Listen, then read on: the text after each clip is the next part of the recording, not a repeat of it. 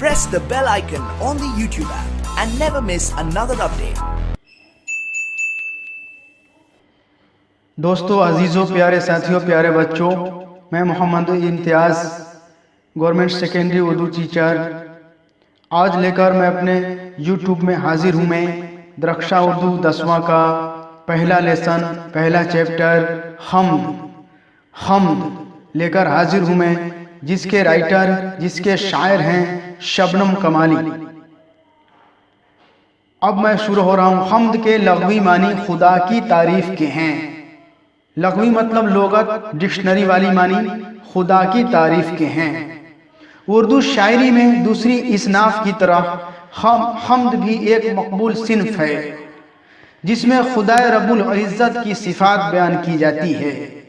اردو کے تمام شاعروں نے اس صنف میں طب آزمائی کی ہے۔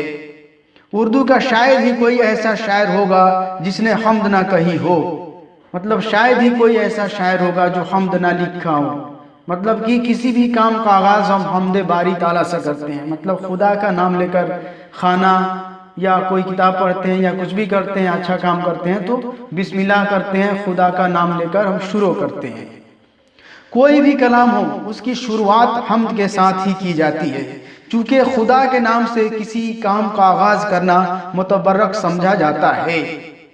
اس لیے بلا تفریق مذہب و ملت اردو کے تقریباً ہر بڑے اور چھوٹے شاعر نے حمد میں خواہ فرسائی کی ہے اور اپنے قدرت سخن کا مظاہرہ کیا ہے۔ خدا خالق کائنات ہے، مطلب خدا دنیا کو پیدا کرنے والا ہے، خالق ہے، پیدا کرنے والا ہے۔ وہ قادر مطلق ہے، مطلب کہ وہ قادر ہے، ہر جگہ ہے۔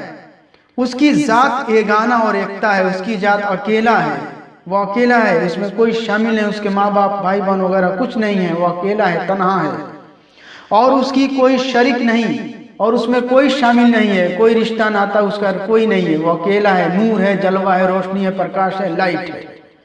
چنانچہ حمد کے اشعار میں صرف اسی ذات واحد کی صفات کو بیان کیا جاتا ہے، چونکہ خدا کی صفات کی کوئی حد نہیں، بلکہ وہ بحر بیکراں ہے، مطلب وہ سمندر کی طرح ہے، اس کی تعریف جتنی بھی کی جائے کم ہے۔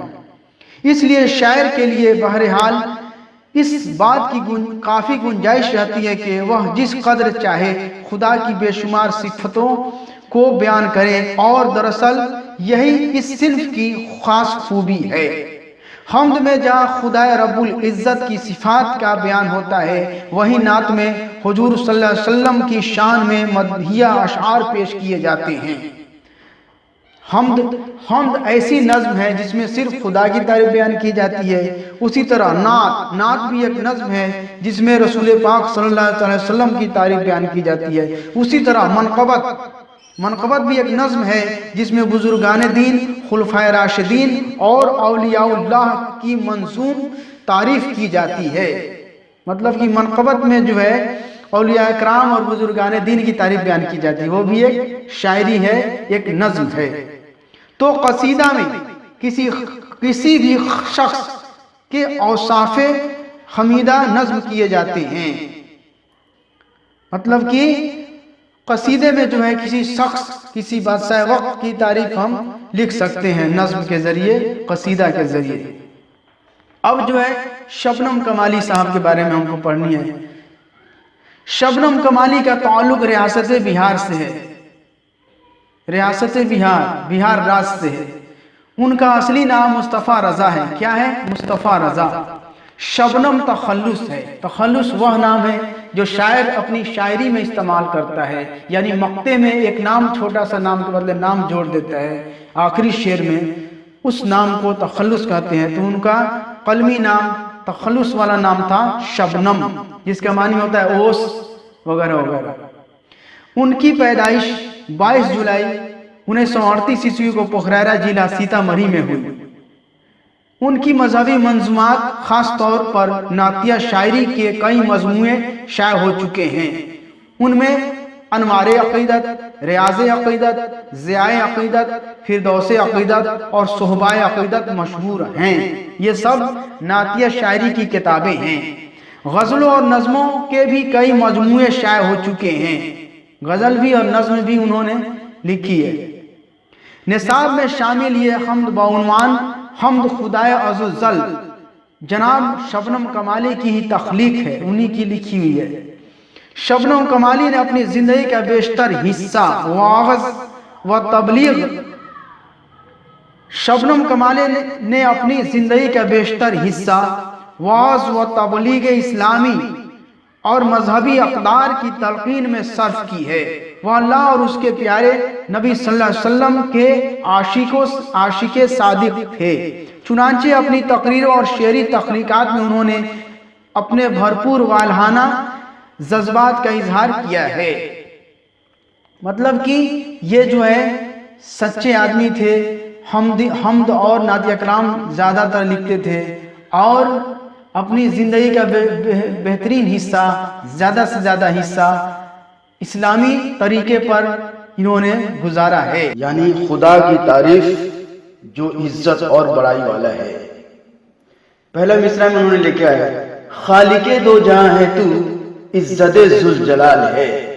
خالق مطلب پیدا کرنے والا، دونوں جہاں کو پیدا کرنے والا ہے تو اے میرے مولا عزت ذوالجلال ہے، مطلب عزت ذوالجلال ہے، عزت اور بڑائی والا ہے۔ ایکتا ہے تیری ذات پاک، عالی و بے مثال ہے۔ تیری ذات اکیلا ہے اور عالی ہے، بہت بڑا ہے تو مولا، تیرا کوئی مثال نہیں ہے۔ دوسرے مصرے میں انہوں نے لکھا ہے، تیرے ہی باب فیض سے ملتا ہے دو جہاں کو رزق۔ تیرے ہی فیض کے دروازے سے دونوں جہاں کو، دونوں دنیا والے کو رزق ملتا ہے، مال و پیسہ ملتا ہے، دولت ملتی ہے۔ سب کی حیات و موت کا مولا تجھے خیال ہے، سب کی زندگی اور موت کا مولا تجھے خیال ہے۔ تو کب پیدا کرتا ہے، تو کب موت دیتا ہے، یہ تجھے ہی پتہ ہے اور کسی کو معلوم نہیں۔ تیسرے مصرے میں لکھا ہے، قدرت خاص کا تیری عکس ہے بزم کائنات۔ قدرت خاص کا پرچھائی ہے، یہ جو ہے تیری قدرت کی پرچھائی ہے۔ کیا؟ یہ کائنات، یہ دنیا، کونوں مقام جلوہ گر، تیرا ہی ایک جمال ہے۔ یا میرے مولا تیرا جمال ہر جگہ ہے، ہر جگہ ہے تو مولا۔